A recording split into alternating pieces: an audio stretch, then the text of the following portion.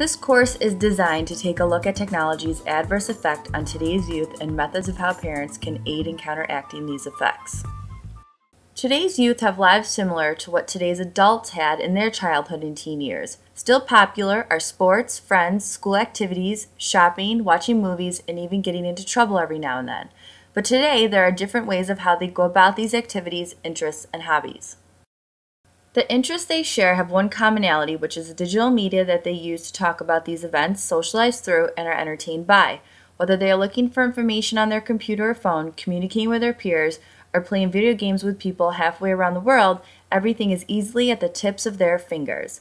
Life has become quite convenient and easy for children and teens these days thanks to everyday digital technologies such as their cell phones, MP3 players, computers and internet, game consoles, and of course TV. These devices have not only become an important factor of their lives, but also an overwhelmingly significant piece of their daily activities and means of communication. Unfortunately, the more these devices become a part of your child's life, the more communication breakdown occurs between the both of you. Your lack of knowledge of these devices and what your child partakes in when using them creates a wall and leaves you less informed about their life. Parents need to break down this wall and communicate face-to-face with their kids, as well as be informed of what these devices are capable of and what they can introduce to them. Being in your child's life and knowledgeable of their actions leads you on a path of a more open and understanding relationship. Did you know U.S. children aged 2 to 17 are estimated to spend 4.5 hours per day doing these activities? This is quite a large amount of time if you take into consideration the 7 to 8 hours they are at school and the 7 to 8 hours they are sleeping. This only leaves about 4 hours for homework, travel to and from school, eating, and other activities they may be involved with after school. In 2005, 39% of children stated they'd prefer to surf the internet than engage in their favorite after-school activity. Although the internet introduces us to many interesting and entertaining things, keeping our children active in school and interested in physical activity is extremely important to their success in the future. In 2006, Verizon Wireless hosted 17.7 billion text messages, which more than doubled from 2005. It is clear that texting is becoming a primary method of communication. Although easy and convenient, texting can be quite devious and inappropriate, as well as very difficult for parents to stay aware of and be involved in. Therefore, the increase in texting is not exactly a positive behavior for your child to delve into.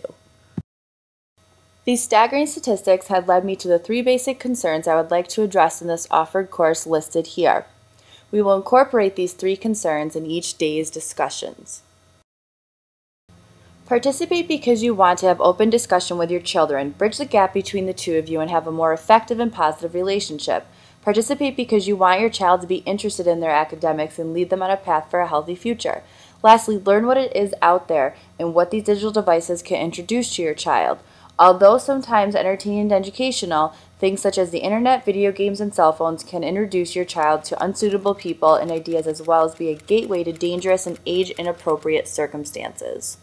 Here is some information to give you some insight into what to expect. There will be 4 one-hour classes offered. Each has a different main topic. Class 1 will begin with talking about the layout and intentions of this course. A group discussion will start us off with concerns from parents about their child's experiences with these devices as well as their own experiences. The main topic will be TV and movies and methods of keeping your child entertained as well as safe and child or teen friendly. The second class will begin by discussing the use of the first class's methods during the past week. Did you notice a difference, run into unforeseen situations, or are you happy with the outcome? I will present information on MP3 players such as iPods as well as cell phones. Dangers of your kids having these devices and situations they could get into. Also keeping you informed of what abilities these devices have and options you have of how to keep your child safe by using parental control. Classes 3 and 4 will be a 2-part discussion on the computer and internet. Because the internet is available on multiple devices, there are many concerns to go over. We will talk about parental controls for these devices, possible things your child can come across while online, websites to block, and ways to limit your child's use. We will also, of course, talk about the previous week at home and what methods you used from the class and if you found them effective. Incorporated into all classes will be techniques of keeping your child physically active and academically interested while using digital medias to enhance their lives but not overtake them. Before the classes begin, you will take a pre-class survey asking questions about your child's involvement with such digital devices, your involvement with your child's use of these devices, modes of communication between you and your children, and situations you have been involved in with your child in their use of these items.